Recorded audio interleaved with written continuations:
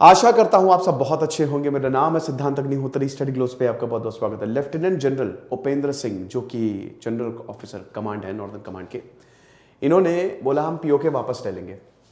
मतलब एक तरीके से इनसे सवाल पूछा गया कि पीओके पे क्या है सेना की तैयारी, तो उन्होंने साफ बोल दिया कि भैया सेना पूरी तरीके से तैयार है, ठीक है, आप कभी भी हमको ऑर्डर दीजिए और हम जाएंगे, हम पीओके को वापस ले लेंगे। सीज फायर कभी भी अगर टूटा, वैसे तो टूटेगा नहीं, लेकिन अगर कभी भी सीज फायर किसी ने तोड़ा तो सेना पूरे प्रॉपर प्लानिंग है और हमारे पास हथियार भी हैं, तो हम तहस नहस कर सकते हैं एक तरीके से। बस सरकार रजामंदी दे दे, हम तुरंत जाके, क्योंकि सब कुछ रेडी है, प्लान रेडी है, सेना रेडी है, एवरीथिंग इज रेडी। फिर उसके बाद ये भी बोला कि अभी अग्निवीर जो स्कीम आई है, अब हमारे पास 50% भारत में युवा हैं और अगर हम उनको सिखा सके प्रॉपर मिलिट्री स्किल्स तो कमाल हो जाएगा। ये यहां पे उपेंद्र द्विवेदी का बड़ा बयान आया है।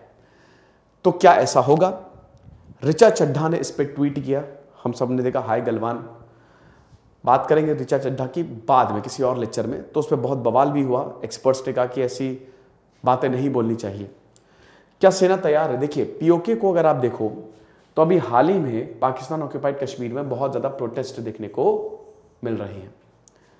हमने देखा कि यूनाइटेड नेशंस की गाड़ी रोकी गई और बोला गया कि हमको आज़ादी चाहिए, कुछ भी करके आप हमको हमारा हक दो।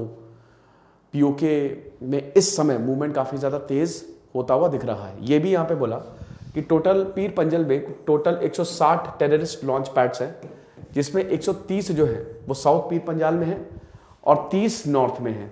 बाकी टोटल 180 के करीब टेररिस्ट हैं, इसमें कुछ लोकल्स भी हैं और हम सब पे नज़र बनाए हुए हैं। इन लॉन्च पैड्स को हम ख़त्म करेंगे।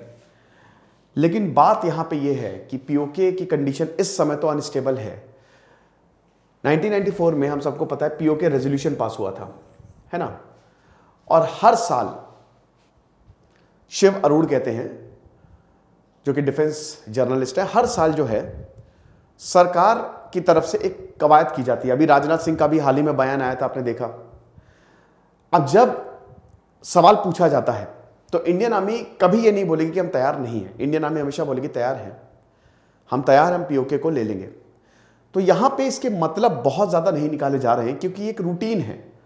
देखिए, जाहिर सी बात है, इंडियन आर्मी तब तक कुछ नहीं करेगी जब तक सरकार नहीं कहेगी। और मैं ये आपसे हमेशा बोलता हूं कि हमारी इंडियन आर्मी बहुत तगड़ी है, बहुत प्रोफेशनल है। वो सुबह जाएगी, शाम तक पीओके हमारा, ये आप मान के चलिए। सिर्फ पीओके नहीं, वो सब कुछ ले सकते हैं। इतने डेंजरस हैं हमारी इंडियन आर्मी।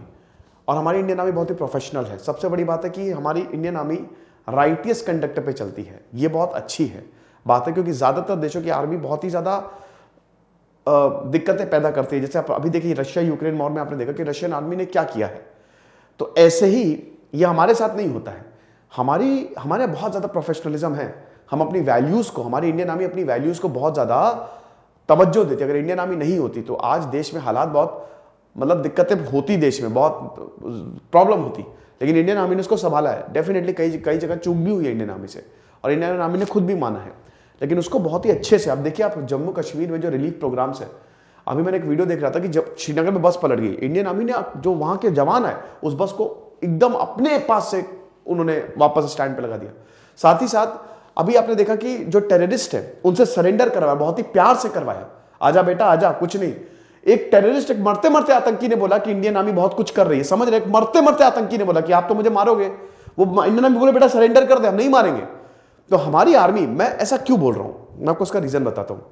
हमारी आर्मी जो है ना, वो, क्योंकि देखिए हम ही लोग तो चुन के जा रहे हैं, हम ही लोग चुन के जा रहे हैं। और जिस तरीके की ट्रेनिंग होती है इंडियन आर्मी में, वैल्यू से कॉम्प्रोमाइज करना नहीं सिखाते। परिवार है। और मैं बहुत, क्योंकि देखिए मैंने एसएसबी दिया 4-5 बार, मेरा नहीं हुआ, मेडिकल आउट 1-2 बार स्क्रीन आउट हुआ, बट मेरे दोस्तों का हुआ है। कोई मेजर है, कोई कैप्टन है, कोई विंग कमांडर है, तो मेरे दोस्तों का हुआ है। तो मैं जब उनसे बात करता हूं ना, मुझे पता है, क्योंकि मैं कई बार जाता भी रहता हूं, तो वो अलग ही एटमॉस्फेयर है। इंडिया में सबसे रॉयल लाइफ अगर आपको जीनी है तो आप इंडियन आर्मी ज्वाइन करो, क्योंकि वो एक अलग ही एक्सपीरियंस होता है, जबरदस्त है। तो हमारी इंडियन आर्मी बहुत ही प्रोफेशनल है, सबसे बड़ी बात ये है, ठीक है।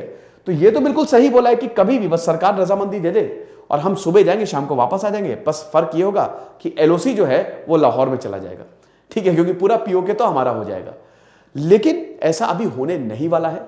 यकीनन दिक्कतें हैं, लेकिन देखिए भारत कभी भी ना इंडियन गवर्नमेंट इस पे रजामंदी देगी और ना इंडियन आर्मी खुद से कभी हमला करेगी, खुद से कर भी नहीं सकती वैसे भी।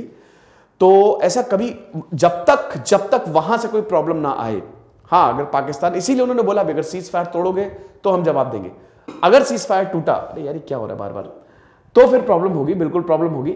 लेकिन अभी तक तो फिलहाल ऐसा प्लान नहीं है इंडियन आर्मी का। यह जरूर है कि सब कुछ रेडी है, तो अगर भारत सरकार ये बोले कि जाओ हमला कर दो, तो इंडियन आर्मी तोड़ ताड़ के सब तहस नहस कर देगी। तो ये बयान के मायने अगर हम बात करें तो जैसा होता है ना कि एकदम ऐसा भी नहीं आप इसको निकालिए, ये बयान इन जनरल बयान है। अगर आप आर्मी से पूछेंगे, इंडियन आर्मी से पूछेंगे, तो वो यही बोलेगी कि हम पीएफके को लेने के लिए तैयार। वो है भी, ये बात तो सही है, तो किसी से छुपा ही नहीं है कि इंडियन आर्मी है भी। और आप देख ही सकते हो कि अभी जैसे इसमें बहुत बवाल हुआ, अभी जैसे ऋचा चड्ढा ने एक बहुत ही गलत ट्वीट किया मेरे हिसाब से, और अच्छी एक्ट्रेस है काफी, लेकिन ये ट्वीट बिल्कुल भी कोई भी बर्दाश्त नहीं करेगा। इन्होंने लिख दिया हाय गलवान, इन्होंने लिख दिया हाय गलवान। अब ये इसका मतलब क्या, व्हाट डज दैट मीन? ठीक है, आप अब देखिए बहुत सारे डिफेंस एक्सपर्ट्स और काफी इन्होंने बोला है कि बहुत ही गलत ट्वीट है ये। आप क्या कहना चाह रहे हो? बेइज्जती कर रहे हो इंडियन आर्मी की। इंडियन आर्मी कैसे मोरल डाउन होता है यार? इंडियन आर्मी इस समय माइनस टेम्परेचर है, और वहां पे जहां आप जी भी नहीं सकते हो ना, अगर आपका एक बॉडी पार्ट भी खुला रह गया तो समझिए वहीं पे जम जाएगा। मैं कश्मीर गया हूं दोस्तों, ठीक है, तो वहां पे दिक्कतें मतलब जब सर्दियों में बहुत ज्यादा प्रॉब्लम, और अभी भी जाने वालों तो सब बहुत प्रॉब्लम हो जाती है वहां पे, ठीक है, बहुत ज्यादा, इतनी ठंड रहती है। और वो तो 0 पॉइंट पे है, जहां पे इतनी ज्यादा ठंड है कि बर्फ की ये मोटी मोटी चादर, और वहां पे वो रह के हमारी रक्षा कर रहे हैं। और रक्षा छोड़िए, अगर हमला भी होता तो मुंह तोड़ जवाब देने के लिए वो तैयार है। तो इस तरीके के ट्वीट्स, इस तरीके कमेंट्स नहीं करने चाहिए। अक्षय कुमार ने भी पूरा स्क्रीनशॉट जो है वो शेयर किया, और डिफेंस एक्सपर्ट्स ने भी बोला कि देखिए इतना ऐसे नहीं सोच समझ के करना चाहिए, क्योंकि इंडियन आर्मी की बात है यहाँ पे, है ना। तो ये चीज है। हाँ, आपको क्या लगता है आप मुझे कमेंट बॉक्स में जरूर बताइएगा। हमारा शानदार 1000 रुपए का कोर्स जो कि हमने मेमोरी कॉम्बो बनाया है, मेमोरी ट्रेनिंग कॉम्बो, उसको आप जरूर अवेल करें। उसमें आपको 4 कोर्सेज मिलेंगे और ऐसी टेक्निक हमने बताई है, मजा आ जाएगी आपको।